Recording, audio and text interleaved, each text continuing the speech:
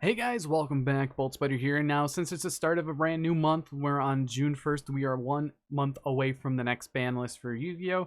And I want to give my predictions for what might happen for the next ban list, since right now the meta has one total new deck, a returning deck from October, November, and then we have a lot of other older decks from the past 5-6 years. So let's get right into it. First off, I'm going to be putting in Miscellaneous Source Ban. This card has played many formats, and this is a card that everyone complains about. People were complaining about it back before when Link Cross was still around, because this card was brutally broken. And Konami didn't do anything, since dinosaurs go in and out of meta depending on how the format looks. If it's super combo, Dynamo come in. If it's super control, they aren't there.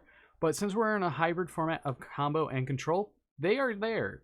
And they are definitely still an issue, because Miscellaneous Source is not even only a phase protector for all of your dinosaurs to make them a towers. It's also a extender. So if you open up Miscellaneous Source and a baby dinosaur, you can Misc protect, banish Misc, summon Archosaur, pop the baby to get a double evolution pill. Then the baby summons out a soul-eating Oviraptor. That is very powerful on one card, and plus a baby, but this card is absolutely one of the main problems that everyone has with dinosaurs, since it just gives a sort of blanket protection that a deck or a type needs. On top of, we have other things like Shockmaster, True King of All Calamities, and Zexal Band, which do pretty much the exact same thing, but you have to invest more. While this, you could just pitch. And next card, we have Guard Dragon LP. Guard Dragon LP is a card that everyone has been wanting to get banned, and I think this card definitely could get banned, because it's time for Dragon Link just to go. This is a card that I could definitely see going, because it is the main combo extender combo piece grabber for your later on combo, and this card makes Dragon Link more resilient to hand traps, since you have multiple ways to get into different type of extenders just because of this card. So if they already blew like an Ash Blossom or another negate on another card, you have a LP to back it up. And everyone seems to be on the same page on this, outside of a few select people. But overall, I definitely think this card will get banned. After that, we have Magical Meltdown. Now, this card can either go to 0 or 1, but Magical Meltdown is one of those cards that prohibits, oh, you can't interact to what I'm doing. And this has caused many ruling nightmares in the past, and usually cards that cause ruling nightmares, they tend something happens to that engine, and it's also invoked is just a super splashable engine, just because you could run 3 of this, 3 terraforming, triple Alistair, double invocation. But without this, they're gonna have to try and figure out other ways to get those Alistairs out. And then finally is a card that I'm on the fence about, and I'm still considering it. Red Reboot to 0. This card is a counter trap, hand trap to shut off all anything that's trap. Since we're heading into a more modern day of Yu-Gi-Oh! Again, and people are playing traps more, this card I could see getting hit in the near future, depending if Konami wants to release a full trap archetype like Amazement, which is kind of ironic. But this card, I'm still on the fence, but I definitely think it could get hit. No more than 1, though. It doesn't deserve to go to something like 2 or 3 because of how powerful the card is.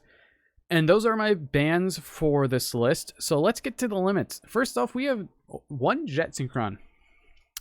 People are going to scold me down in the comment sections for this, but I feel like 1 Jet Synchron won't do anything, since we have other type of cards that are gone that used to use it. Even though you could run triple tuning with 1 Jet Synchron, but that's not really that efficient, since you could still draw into that 1 Jet Synchron.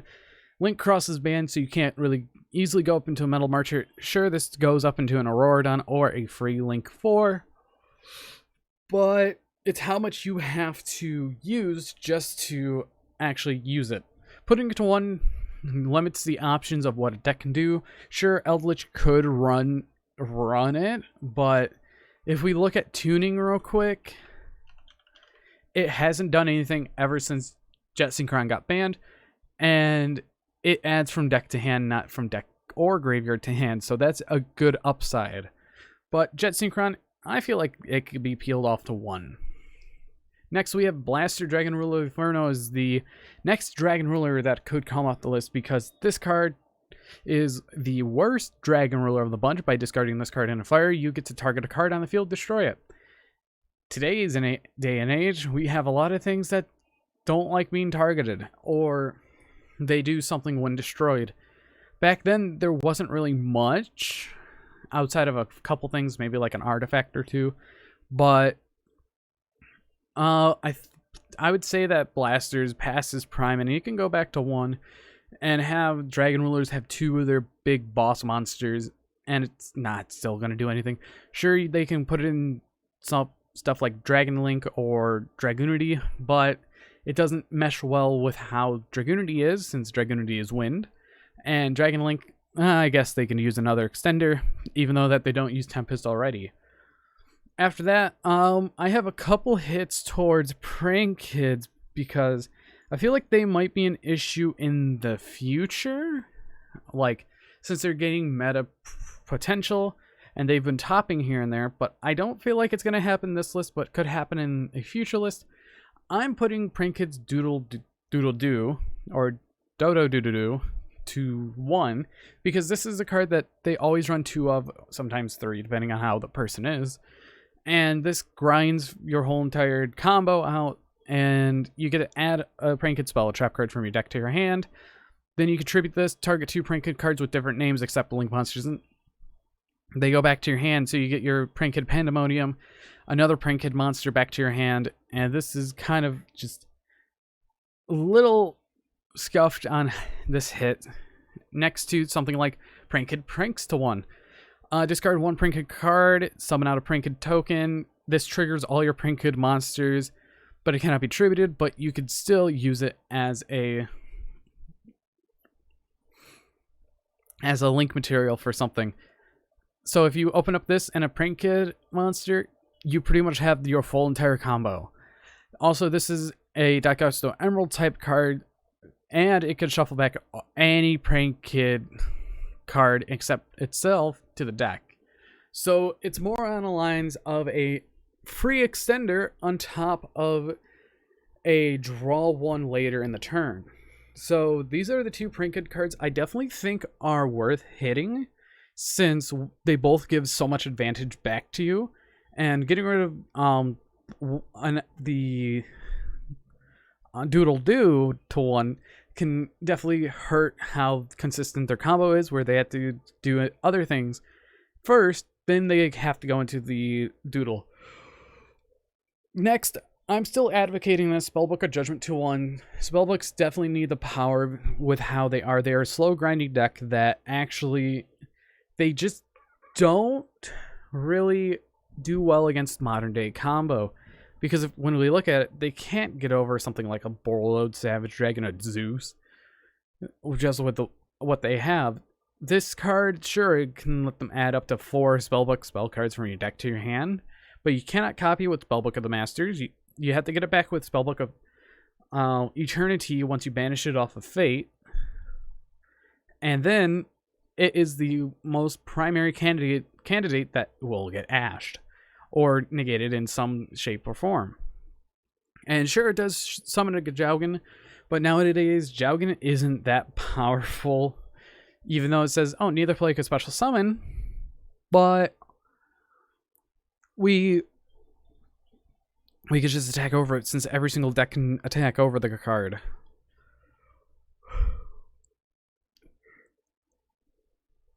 Excuse me. Next up, we have Chaos Space. Chaos Space is a full combo. It is a mulligan on top of a extender on top of so much other things. So you discard a light or a dark, you grab the corresponding baby dragon, then you summon out that baby dragon, you link it away for striker dragon, then you summon out the other one, then chaos base for Emolgan. You are still at 4 cards in hand. And then you do all the Dragon Link stuff, and somehow at the end of the combo you still have 4 cards in hand. All because of this card. All because of Chaos Base and other things as well. And it's definitely justifiable at that. Next we have Cursed Elvelin. And Cursed Elvelin is the non-searchable card of the whole deck, which pay 8, negate, add an Eldritch monster or spell or trap card.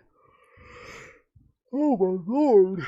This card is a top high tier candidate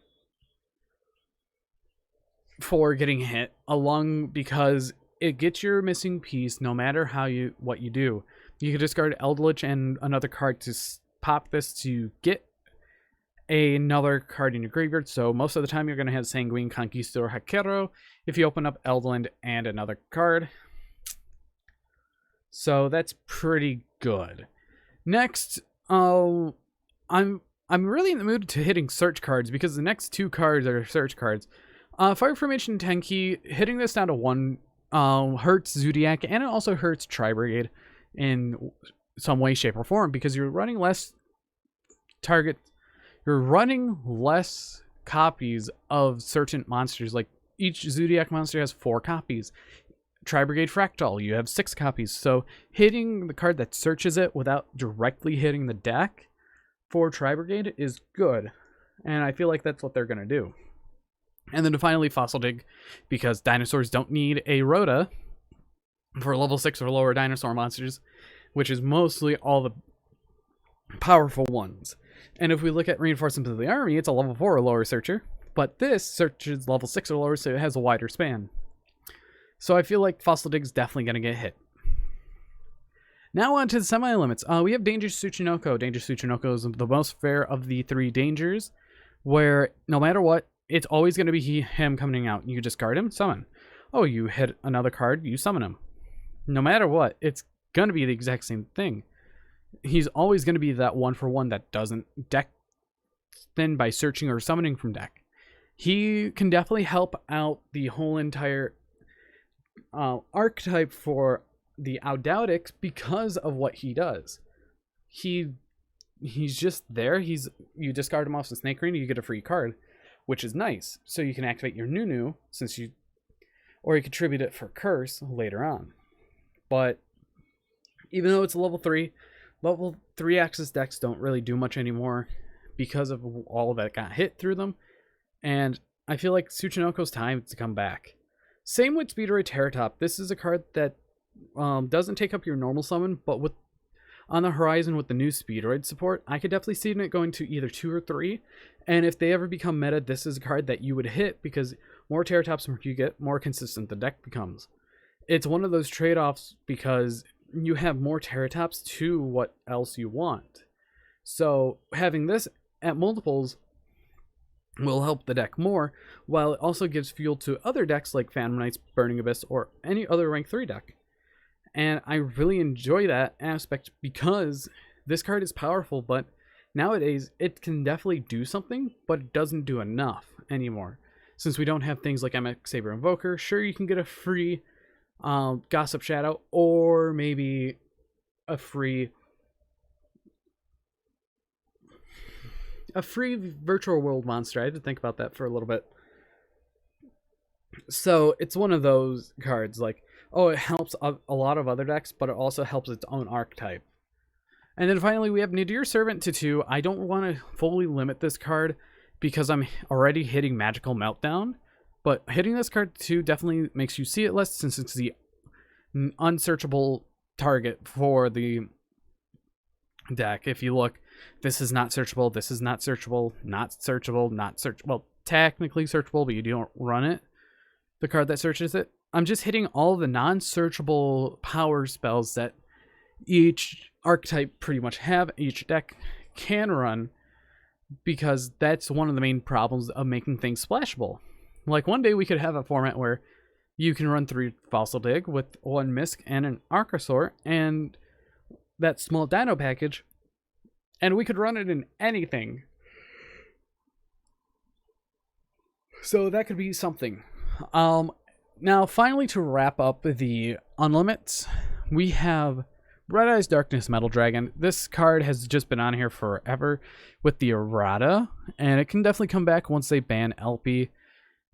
And I could definitely see it not doing much at 3 than it is at 1.